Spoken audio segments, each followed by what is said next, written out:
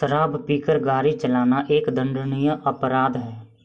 Motor vehicle act की धारा 185 शराब पीकर ड्राइविंग करने को प्रतिबंधित करती है और इस कृत्य को एक दंडनीय अपराध बनाती है।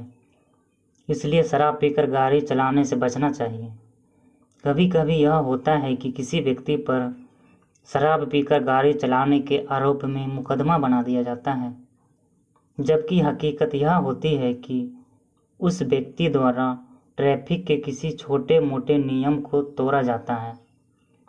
जब शराब पीकर गाड़ी चलाना एक बड़ा अपराध है, लेकिन मोटर वाहन से संबंधित अन्य छोटे छोटे अपराध भी हैं, जैसे सीट बेल्ट को बांधकर गाड़ी नहीं चलाना या फिर रेड सिग्नल को तोड़ देना इत्यादि होता है। देखने में कभी कभी आता है कि अनेक दफ़ा छोटे अपराध होने पर भी किसी व्यक्ति पर अन्यायपूर्ण तरीके से झूठा मुकदमा बनाकर उसे शराब पीकर गाड़ी चलाने के अपराध का आरोपी बना दिया जाता है। जब कभी किसी व्यक्ति को शराब पीकर ड्राइविंग करने के आरोप में पकड़ा जाता है, तब पुलिस द्वारा ऐसे व्यक्ति की सांसों की जांच की जाती है। यदि इस जांच में पॉजिटिव आता है तब उस व्यक्ति पर मुकदमा बनाया जाता है। पुलिस के पास एक मशीन होती है जो व्यक्ति के मुंह में डाली जाती है और उसकी सांसों को कैप्चर किया जाता है।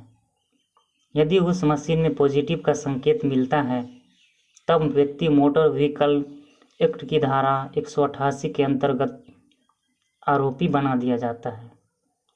और आरोपी बनने पर क्या क्या होता है, तो मोटर व्हीकल एक्ट की धारा 185 मौके पर ही पुलिस कर्मियों को यह अधिकार नहीं देती है कि वह शराब पीकर गाड़ी चलाने के आरोप में किसी भी व्यक्ति का चालान काट दे, बल्कि ऐसे व्यक्ति को प्रथम श्रेणी न्यायाधीश के समक्ष पेश करती है। जब ऐसा व्यक्ति प्रथम श्रेणी न्यायाधीश के समक्ष प्रस्तुत किया जाता है, तब उसके सामने यह विकल्प रखा जाता है कि जो जुर्माना शराब पीकर गाड़ी चलाने के मामले में तय किया गया है, उस जुर्माने को भर दे, या फिर व्यक्ति यह कहता है कि उसे मामले में झूठा फंसाया गया है और वह किसी भी प्रकार से शराब पीकर गाड़ी नहीं चला रहा था, बल्कि उसने केवल रेड सिग्नल को तोड़ा है, तब प्रथम श्रेणी मजिस्ट्रेट मामले में विचारण की कार्रवाई करता है। विचारण का अर्थ होता है कि अब व्यक्ति पर पूरा मुकदमा चलाया जाएगा और मुकदमे के चलने के बाद यह साबित होने पर कि उसके द्वारा यह अपराध किया गया है, तभी उसे इसकी सज़ा दी जाएगी। अगर व्यक्ति अपराध स्वीकार कर लेता है तब उससे जुर्माना भरवाया जाता है। धारा 185 के अंतर्गत किसी भी व्यक्ति के द्वारा शराब पीकर गाड़ी चलाने पर 10,000 रुपये का जुर्माना है। अगर व्यक्ति अपराध स्वीकार करता है तब उसे यह 10,000 रुपये जमा करने होते हैं। लेकिन यदि वह निर्दोष है और उसने कोई अपराध नहीं किया है, तब उसके पास यह अधिकार है कि वह मामले को न्यायालय में चुनौती दे और अपने विरुद्ध लगाए गए आरोपों को स्वीकार नहीं करें।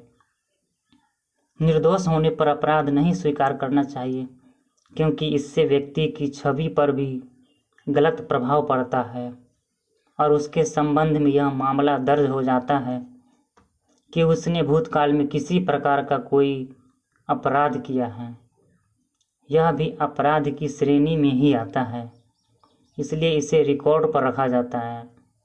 विचारण की कार्रवाई तारीख दर तारीख चलती है। इस मामले में पुलिस अधिकारियों के बयान होते हैं। मशीन द्वारा बताई गई जांच पर विचार होता है और कोई प्रत्यक्षदर्शी साक्षी होता है तो उसके बयान लिए जाते हैं। गवाहों के प्रति परीक्षण किए जाते हैं। फिर न्यायालय द्वारा मामले में अपना निर्णय दिया जाता है और विचारण की कार्रवाई के लिए आरोपी को अपनी जमानत लेनी होती है। एक जमानतदार न्यायालय के समक्ष प्रस्तुत करना होता है और उसकी ओर से आरोपी की जमानत लेता है। देखने में यह भी आता है कि निर्दोष लोग भी ऐसे आरोपों में अपराध स्वीकार कर लेते हैं और जुर्माने की राशि भर देते हैं, जबकि यह तरीका ठीक नहीं है।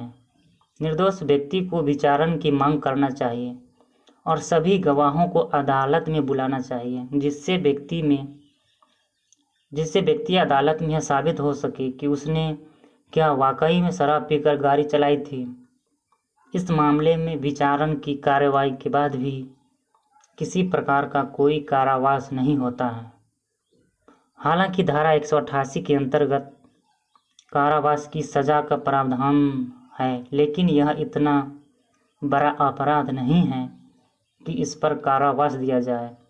अगर आरोपी पर अपराध साबित हो भी जाता है, तब भी न्यायालय उसे जहां तक हो सके जुर्माना करने का प्रयास ही करता है।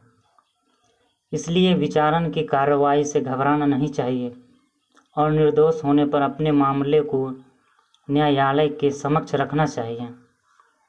तो आशा है आप समझ गए होंगे कि अगर शराब पीकर ड्राइविंग करने के आरोप में केस बनता है तो क्या सब हो सकता है।